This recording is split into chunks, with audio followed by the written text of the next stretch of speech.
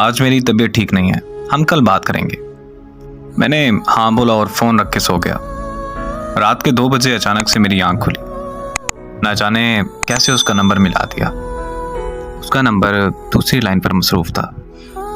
5 minute बाद मुझे वापस कॉल आई।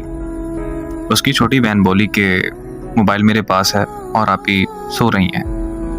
अगले दिन सुबह से शाम हो गई लेकिन उसने मुझसे रब्ता नहीं किया। मैंने दोबारा से कॉल की और देखा तो फिर से नंबर मसरूफ़ मिला आ रहा था। 1 मिनट बाद कॉल बैक आई और उसने मुझे कहा कि मैं कज़न से बात कर रही थी। मैं खामोशी से उसकी बात सुनता रहा और फिर कुछ वक्त तक हम दोनों खामोश रहे। फिर वो कहने लगी कि अगर ऐसे ही खामोश रहना है तो मुझे बता दो, मैं कॉल बंद कर दूं। मैंने मुस्कुराकर कहा, जैसे तुम्हें ठीक लगे। उसने कहा कि ओके, अब मुझे कॉल मत करना। बस ये कहकर उसने कॉल बंद कर दी। मैंने कुछ देर बाद उसे फिर कॉल कर दी। इस बार फिर से उसका नंबर मसरूफ़ आ रहा था।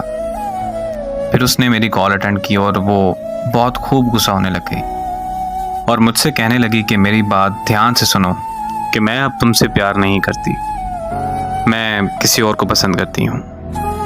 6 साल का रिश्ता उसने एक पल में ख़त्म कर दिया। मैंने उससे पूछा कि आखिर कौन है वो लड़का। वो मुझसे कहने लगी, तुम होते कौन हो मेरी लाइफ में इंटरफेयर करने वाले।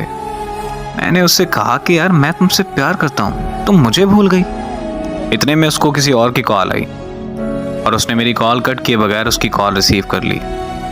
मैंने कॉल कट नहीं की। कुछ देर बाद उसने कॉन्फ्रेंस कॉल ले ली। कॉन्फ्रेंस कॉल में लड़का बोला कि हाँ भाई, तुम्हें क्या मसला है। तो मैंने कहा कि तुम होते कौन हो मुझसे ये पूछने वाले। तो वो मुझे कहने लगा कि ओ यार, कॉल कट करो और सो जाओ।